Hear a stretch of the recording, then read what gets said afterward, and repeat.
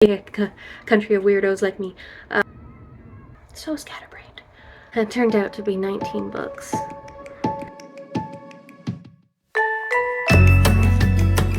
I'm Tabitha, and this is my channel, We the Foxen. Doing a little bit of a different sort of video. I don't usually do TBRs. I find them hard to follow, but I have this really interesting idea of, okay, since the last year especially, 2 years, but specifically this last year, where I have had a hard time concentrating and trying to figure out physically what everything's going on, but my concentration has just gone out the window, and I need the audio as well as the print to be able to focus for most of what I read. So I have been slowly collecting stuff that on my Audible, both with the Plus catalog and with the monthly credits.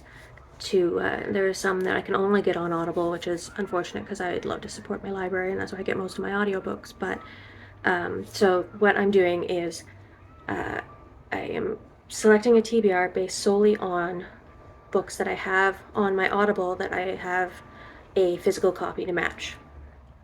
And that turned out to be 19 books. So I have my work cut out for me. But for the last 3 months, I have been averaging about 15. I think March, I may have done 15 books. February, I think there was 18, 19, and like 20 or 22 for January or whatever. So I've already, it's not impossible, especially because I'm doing the immersive reading of the audio with the physical. Okay, so this video is going to be long anyway, so let's get down to it. I'm not going to give too many in-depth descriptions, especially since some of them I don't remember what they're about. So we're going to start off with categories. So scatterbrained. Start with nonfiction. So, book number 1 is Beyond Good and Evil by Friedrich Nietzsche. I think some people may have read this high school or a class during university. Philosophy. Don't know what this specific one is really about, but there's that. Also, I'm on the floor because there's too many books and I didn't want things to fall. Okay, The Doors of Perception by Aldous Huxley. Most people know Brave New World, but I think this is where he went on an LSD trip and his experiences thereof. Next is Provenance, How a Conman and a Forger Rewrote the History of Modern Art by Lainey Salisbury and Ali Sujo. I thought that this was a fascinating topic of art forgery, so it'll be fun to get into that one. The last nonfiction is a biography, so Mary, Queen of Scots by Antonia Fraser. I absolutely love this cover. I don't like the cover with her portrait. I think this one is a little bit more interesting because it's in the cross stitch, and see, you got the Queen, you got the Scottish national animal, which is the unicorn. Yay. Yay, country of weirdos like me. So yeah, this one's a bit of a chonker, but I really liked the other books by Antonia Fraser that I read. I read Warrior Queens, which is about multiple female leaders throughout history who have led their countries into war, or kingdoms, or whatever the circumstances apply to. And I read Marie Antoinette, and I liked both of those immensely, so I've wanted to read this one for quite some time. Had it on my shelf quite some time. Okay, next category, there's only one for this, and it is historical fiction. I have the Memoirs of Cleopatra by Margaret George. Another freaking chonk. Like, look how tiny that print is, how large the book, it's as big as my head, and how thick it is. This is a bloody huge book, but fascinating character. I've read a biography by Stacy Schiff about Cleopatra. It'd be interesting to see something in her voice. Historical fiction. Okay, I might get interrupted by this. We've had thunderstorms all day. So if you hear some thunder, they've been pretty chatty. Okay, that's historical fiction. So 2 categories down. Now to the biggest category, that is fantasy. I have The Broken Crown by Michelle West. See, it's a nice, fun cover. Been wanting to read this one for the longest time. War, fantasy kingdom. That's all I know. I know it's part of a series. The Sun Sword. This is book 1. Don't really remember much else about it, but there's that. I've been wanting to read this one for some time, but not as much as The Broken Crown. There is The Mask of Mirrors by M.A. Carrick. It's a writing duo. Another frickin' chonker, although I don't think it is. Maybe it is as big, but the font isn't nearly as small as Memoirs of Cleopatra. So another fantasy, Venice type sort of thing, lots of magic. Been wanting to read this since I heard about it. I have Blackwater Sister by Zen Cho. I believe this is Singapore. It's set in Malaysia. Something about gods and magic in Malaysia. So that's all I know about this one, but I've been wanting to read this for a while. It's on my Audible. I'll read that. These 2 are a set. I don't know which one's first. I don't remember. But that would be Gather the Fortunes and The City of Lost Fortunes, both by Brian Camp. Set in New Orleans. Magic, monsters. So anything set in New Orleans, people just love. And I love these covers, and they're so colorful and strange. So there's those. There is, next, The Prey of Gods by Nikki Drayden.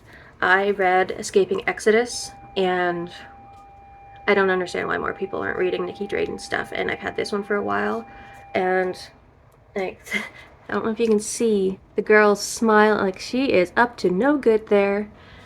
Now, it seems like, I don't know if it is fantasy or science fiction, because there's a robot, but it's labeled under fantasy. It's set in South Africa. So there's that. This one isn't as top a priority as some of the other ones because I've already read the first book, but then there's Akata Warrior by Anadia Korafor. Loved Akata Witch, so this one will probably be just as fun. It's a little bit bigger, but yeah, that'll be great. And then this chonker, Weave World by Clive Barker. Absolutely love Imagica. And you can see I have Abarat right there behind me. I've read Imagica as well. Did I just say that? I think I did. So this will be a new Weave World for me. A new book for me from Clive Barker. So that'll be fun, I am sure. It'll be dark fantasy. Okay. Last category, second largest. And that is science fiction. And we have the Fated Sun trilogy by C.J. Cherryh. It's not that big. So each book, when they were first released, I imagine were just tiny little like pulp novels. But it's all collected here. Warriors, like a sort of assassin ninja class or something on a different planet. That's all I can gather, all I remember really. So, Space War, there's that. Another number 2 in a series is Prime Deception by Valerie Valdez, the first one being Chilling Effect. I love Chilling Effect. I love that there was a point where, spoilers, the main character actually gives up, which was refreshing in a story, instead of like constantly persevering. Like the character actually gives up for a year. So it'd be interesting to see what's going on. Each one of these has these psychic cats on the cover, the 1, 2, and 3 so far in the series. I don't know if it's stopping there, but they don't feature as much in the first one. So we'll see if the psychic cats feature more in this one. It is getting much darker outside, so if it looks like I am filming a scary video, that's why. See, I do a weird video out of the norm, and of course it's thunderstorms outside, so it just starts looking like I'm filming in a haunted video. Another number 2 is The Fallen by Ada Hoffman. The first one being The Outside. It's like a cosmic horror science fiction. So yeah, there's AI gods and once mortal creatures who have become angels through modifications from the AI gods and all that, and then going outside of space. Really weird, underrated. Absolutely love The Outside. So there, I have The Fallen, Ada Hoffman. Another number 2 in a series. I think it may just be a duology. I don't know if TJ Barry is going to be doing anything else, but it is 5 Unicorn Flesh, the first one being Space Unicorn Blues.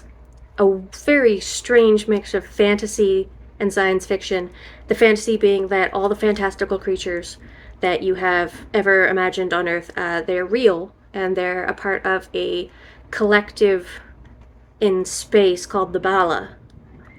Main character, there's a whole bunch of representation in this. Main character is a ace, half unicorn, half Indian human, like East Indian, so like Indian.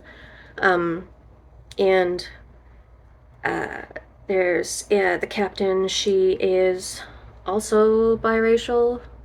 Don't remember what. I think she's like Mexican or something.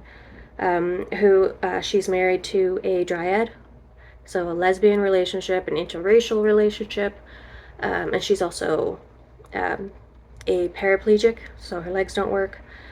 But I absolutely loved Space Unicorn Blues.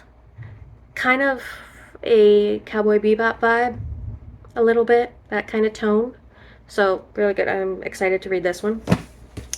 A super classic, never read, 2001: A Space Odyssey by Arthur C. Clarke. I have read one of his short stories, The Star, which was just absolutely fabulous, and I have read Childhood's End, which I really, really liked.